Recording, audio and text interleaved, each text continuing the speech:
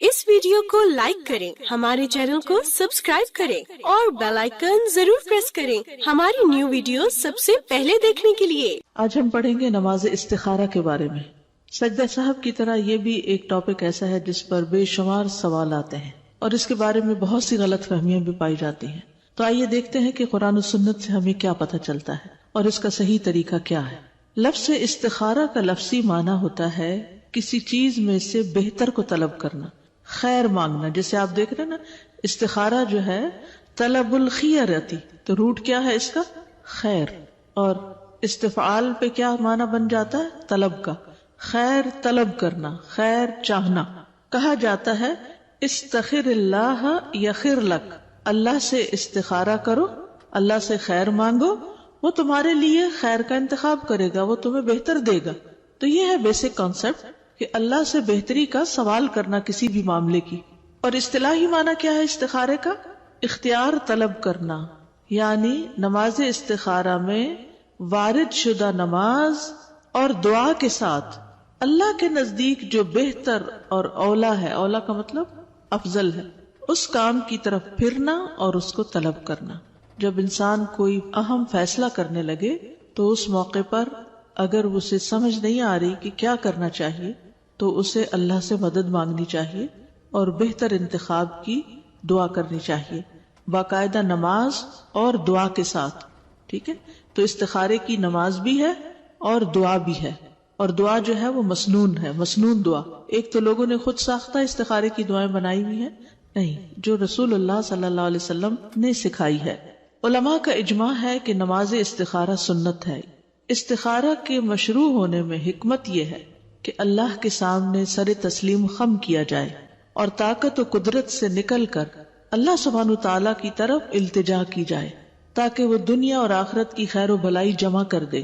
और इस काम के लिए मालिकुल मुल्क सुब्हानहु तआला का दरवाजा खटखटाने की जरूरत है, यानी अल्लाह ही है जो इंसान के लिए किसी काम में दुनिया और आखिरत की भलाई को जमा कर सकता है।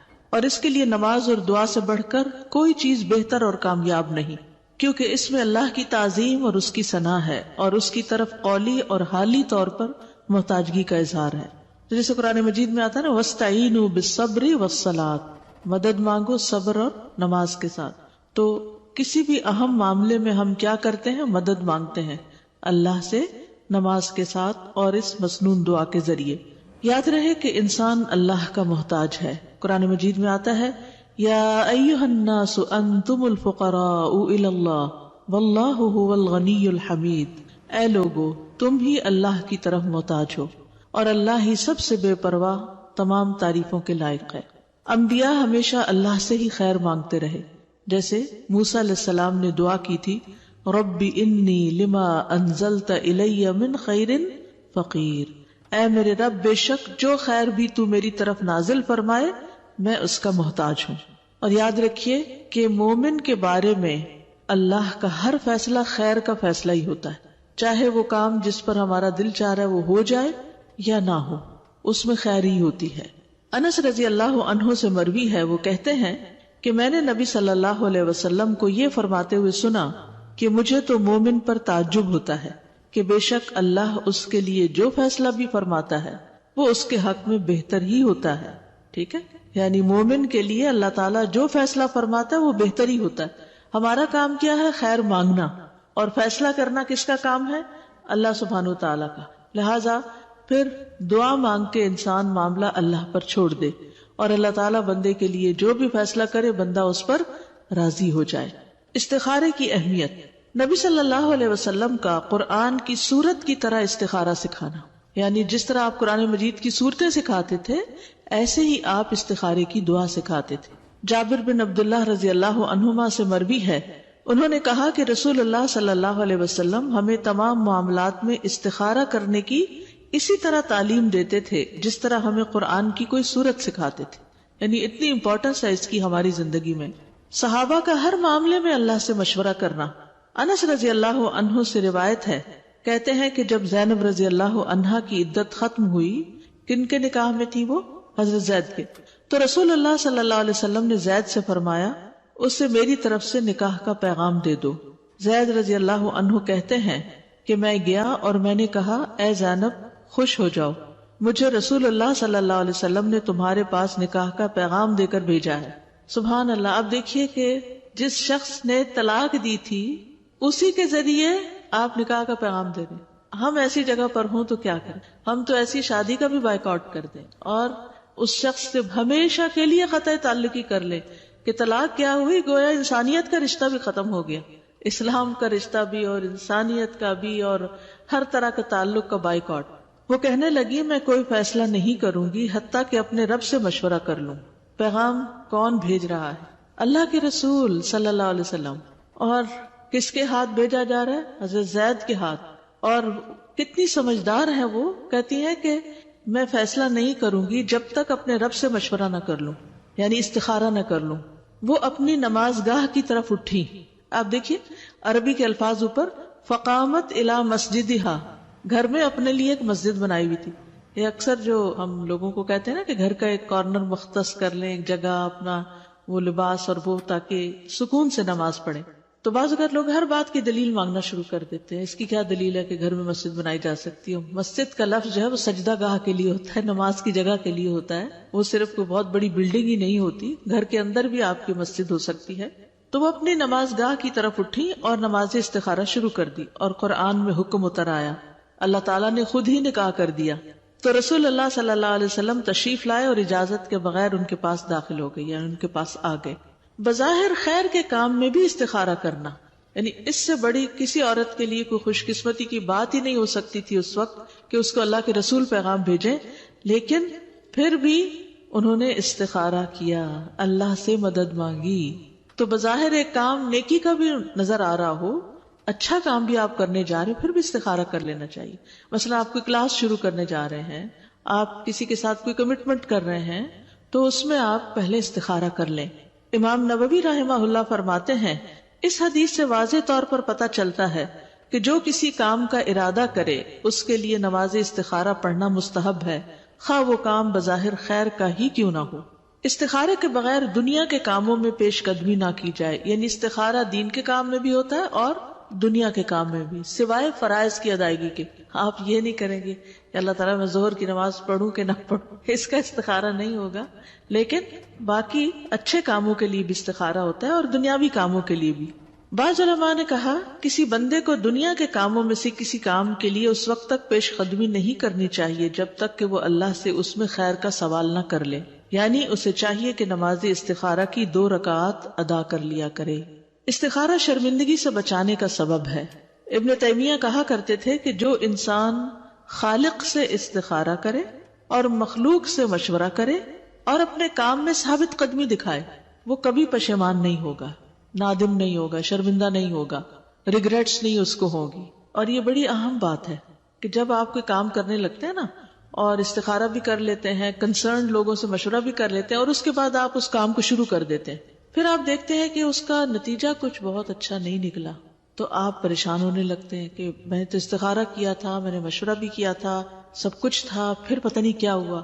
پھر بھی اگر ٹھیک نہیں ہوا تو اس میں بھی خیر ہے، کیونکہ اللہ تعالیٰ اس کے ذریعے آپ کو کوئی سبق سکھانا چاہتا ہے، آپ کو زندگی کا کوئی ایکسپیرینس دینا چاہتا ہے۔ بعض اوقات انسان کا کسی امتحان میں پڑھنا اس کے لیے آئندہ کی کامیابیوں کا راستہ کھول دیتا ہے اور آئندہ کی بڑی پریشانیوں سے بچنے کا سبب بن جاتا ہے، کیونکہ انسان بعض اوقات غلطی سے وہ سیکھتا ہے جو خالی نصیحت سے نہیں سیکھتا۔ اب مثلاً اگر کسی کا ہاتھ گرم پانی میں جلا تو آئندہ کبھی زندگی میں وہ گرم پانی کے قریب اس طرح نہیں جائے گا، وہ ہمیشہ بچے گا۔ لیکن اگر آپ بچے کو لاکھ سمجھاتے رہیں کہ یہ گرم ہے، یہ گرم ہے، اس کی گردان کریں، تب بھی وہ نہیں سمجھتا، ایک دفعہ ٹچ کر لے تو پھر ہوش آ جاتی ہے۔ تو ہم بڑے ہو کر بھی بچے ہی رہتے ہیں، اللہ کے سامنے کیا حیثیت ہے ہماری عقل کی یا میچیورٹی کی یا کسی بھی چیز کی؟ تو اس میں انسان کو پھر اگر بعد میں یہ احساس ہو کہ میری مرضی کے مطابق چیزیں نہیں بھی ہوئی تو بھی اللہ سے ناراض نہیں ہونا، اس وقت بھی راضی رہنا کہ اس میں بھی خیر ہے۔ ہو سکتا ہے کہ آپ یہ کام نہ کرتے، مثلا کہیں شادی کی نہیں بنی، تو ہو سکتا ہے آپ یہ نہ کرتے، کسی اور سے کرتے، وہ اس سے بڑی مصیبت ثابت ہوتا، تو اللہ نے اس بڑی بلا سے بچا لیا، چھوٹے مسئلے میں ڈالا۔ بعض حکماء نے کہا جسے 4 چیزیں عطا کر دی گئی وہ 4 چیزوں سے محروم نہیں کیا جاتا۔ نمبر 1، جسے شکر گزاری کی توفیق دے دی گئی اسے مزید ملنے سے محروم نہیں کیا جاتا۔ اس کو تو اور ملنا ہی ملنا ہے کیونکہ وہ شکر گزار ہے. اور یہ شکر گزاری ہماری زندگی سے نکلتی چلی جا رہی ہے. ہم کسی کے احسان، کسی کی خیر، کسی کی طرف سے ملنے والے کوئی خوشی، ہم کسی بھی چیز پر اس کو اکنالج نہیں کرنا چاہتے، اس کی تعریف نہیں کرتے، اس کے لیے اچھے جذبات نہیں رکھتے، جس کے نتیجے میں ہم غم زدہ ہی پھر رہتے ہیں اور نعمتوں کی آمد بھی ختم ہو جاتی ہے. تو کسی نے اگر ہمارے ساتھ چھوٹی سی بھی بھلائی کی ہو نا تو اس کو بھی اکنالج کر لینا، چاہے ایک اسمائل کے ساتھ ہی کیوں نہ ہو. یہ بہت بڑے اخلاق کی بات ہے. تو جو شکر گزار ہوتا ہے اسے کسی مزید نعمت کے ملنے سے محروم نہیں کیا جا سکتا. نمبر 2، جسے توبہ کی توفیق دے دی گئی اسے اس کی قبولیت سے محروم نہیں کیا جاتا. اس کی توبہ پھر قبول ہو ہی جاتی، جیسے کس کی ہوئی تھی سب سے پہلے؟ آدم علیہ السلام کی. نمبر 3، جسے استخارہ کرنے کی توفیق دے دی گئی اسے بہتری سے محروم نہیں کیا جاتا. اور نمبر 4، جسے مشورہ کرنے کی توفیق دے دی گئی وہ درست بات سے محروم نہیں کیا جاتا. کیونکہ انسان خود ہی عقل کل نہیں ہوتا، جب دوسروں کے ساتھ شیئر کرتا ہے، مشورہ کرتا ہے تو بہتر رائے سامنے آ جاتی. آپ دیکھیے کہ کامیاب لوگوں کے کچھ ٹریٹس ہوتے ہیں اور وہ 4 یہاں بیان کر دیے گئے. یعنی اگر آپ چاہتے ہیں نا کہ کسی بھی کام میں یا کسی بھی چیز میں، کسی بھی مقصد میں کامیاب ہو، اصل میں کامیابی کیا ہوتی؟ اپنے کسی مقصد کو پا لینا، یہ کامیابی ہوتی ہے. مثلاً آپ نے سوچا تھا کہ ہم حی علی الصلاح کورس کریں گے، یہ آپ کا مقصد تھا. اگر آپ نے اس کو پورا اٹینڈ کر لیا، اس کو سمجھ لیا، اپنا امتحان دے دیا، پاس ہو گئے، تو آپ کیا ہوئے؟ کامیاب ہو گئے. یعنی کامیابی یہ نہیں ہوتی کہ انسان کو بہت سا مال مل جائے یا بہت سارے اس کے دوست ہوں یا بہت ساری اس کے پاس چیزیں ہوں. نہیں، کامیابی یہ ہے کہ آپ نے زندگی میں جو حاصل کرنے کا گول سیٹ کیا، چاہے زیادہ علم حاصل کرنے کا، چاہے خدمت خلق کا، چاہے کوئی ڈگری کرنے کا، چاہے کوئی جاب کرنے کا، تو جب آپ اس کو پا لیتے ہیں تو یہ آپ کی کامیابی. لیکن گول سیٹنگ سے لے کر اس گول کی اچیومنٹ جو ہے، یعنی اس مقصد کو پا لینے تک کے بیچ میں کچھ منزلیں ہوتی ہیں، کچھ ٹریٹس، اخلاقیات ہوتی ہیں، کچھ کرنے کے کام ہوتے ہیں جو آپ کو لازماً کرنے پڑتے، تب آپ وہ پا لیتے. پھر یہ بھی یاد رکھیے کہ کامیابی کے لیے ہر انسان کو ایک مددگار چاہیے ہوتا ہے. کوئی انسان بھی عقل کل نہیں ہوتا. پھر اس کی پلاننگ کرنی ہوتی ہے، پھر آپ اس کے لیے مشورہ کرتے ہیں، اور سب سے بڑھ کر یہ کہ اللہ سے دعا کرتے ہیں. اور یہاں یہ دعا استخارے کی شکل میں ہوتی ہے.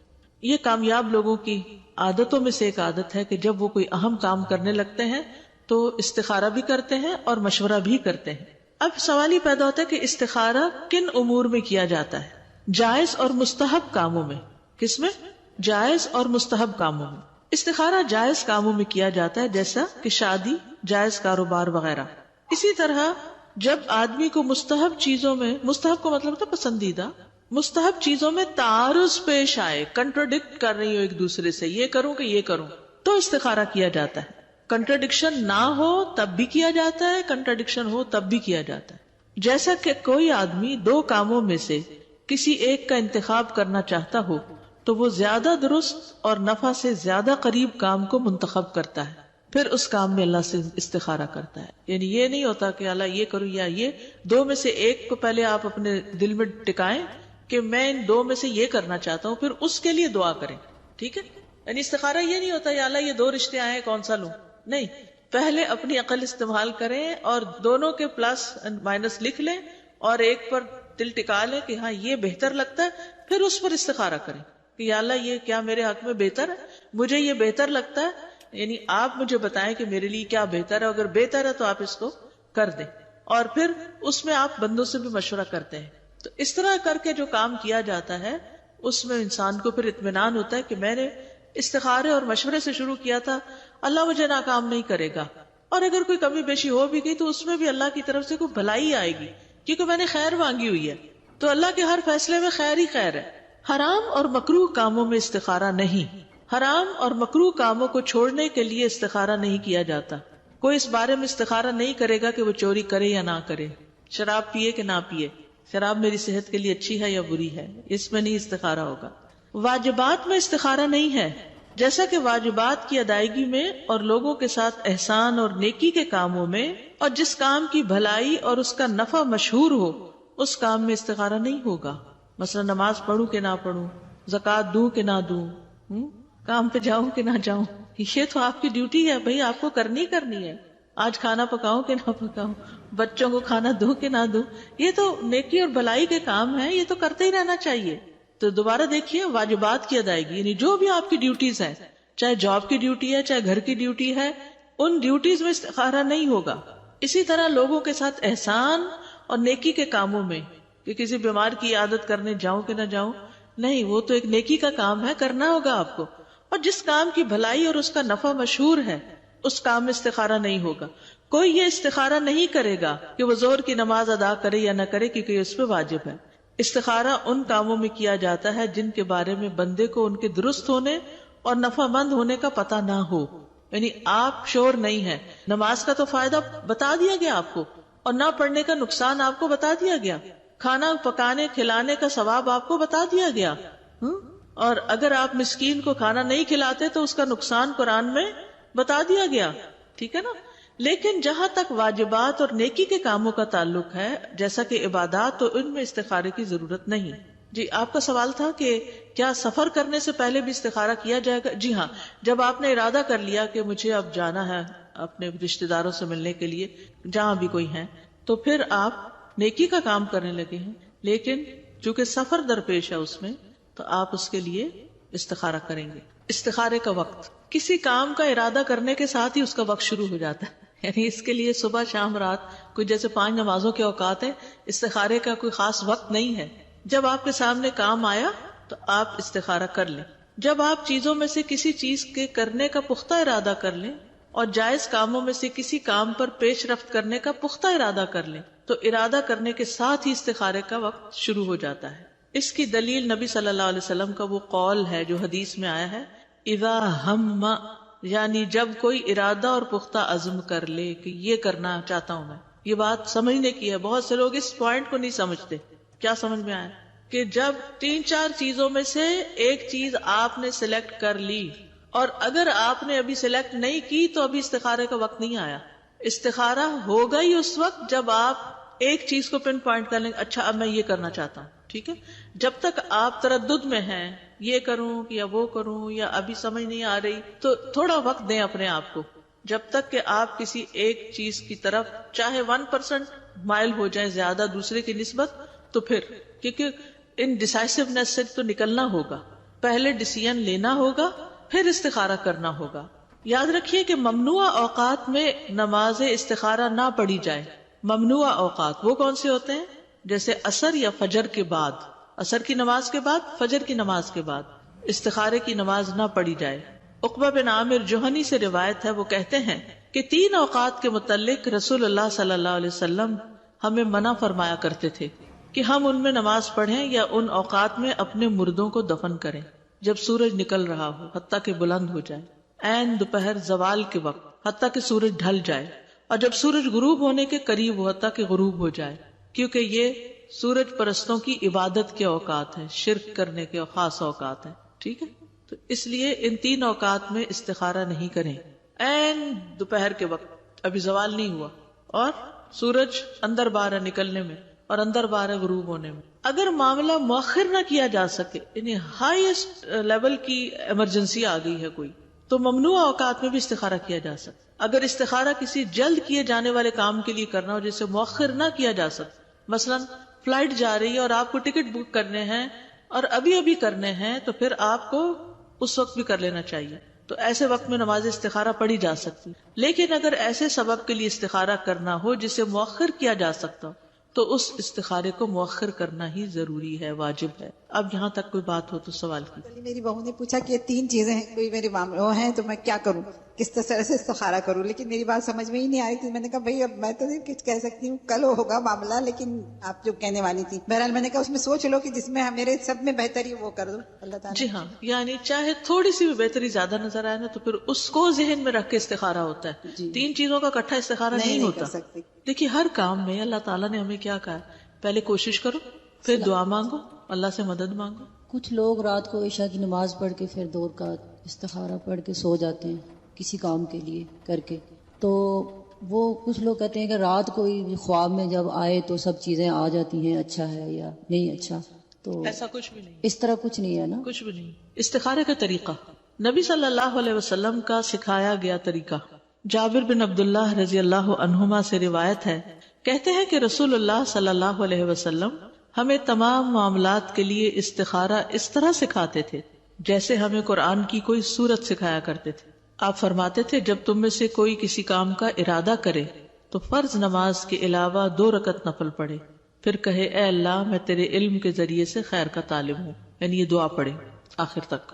اور یہ فرض نماز کے علاوہ نماز پڑھنی ہوگی، فرض کے بعد آپ نے یہ دعا نہیں پڑھ کے کام چلانا، الگ نماز ہے اس کی، ٹھیک ہے۔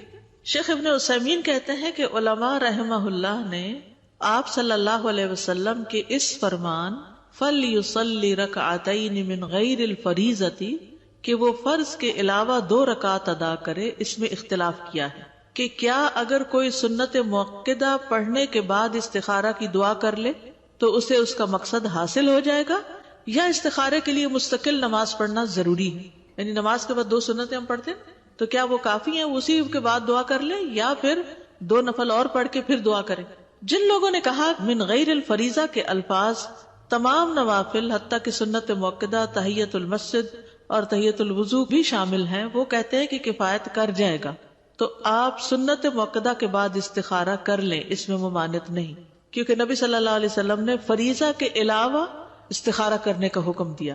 اور جو کہتے ہیں کہ نبی صلی اللہ علیہ وسلم کا یہ فرمان دلالت کرتا ہے کہ استخارہ کے لیے مستقل نماز کا ہونا ضروری ہے، بس میرے نزدیک زیادہ قریب یہی ہے، یہی بات، یعنی اسی کا قول ہے جو کہتا ہے کہ استخارہ کے لیے خاص نماز ادا کرنا ضروری ہے، اس کے علاوہ کوئی اور صورت کفایت نہیں کرتی۔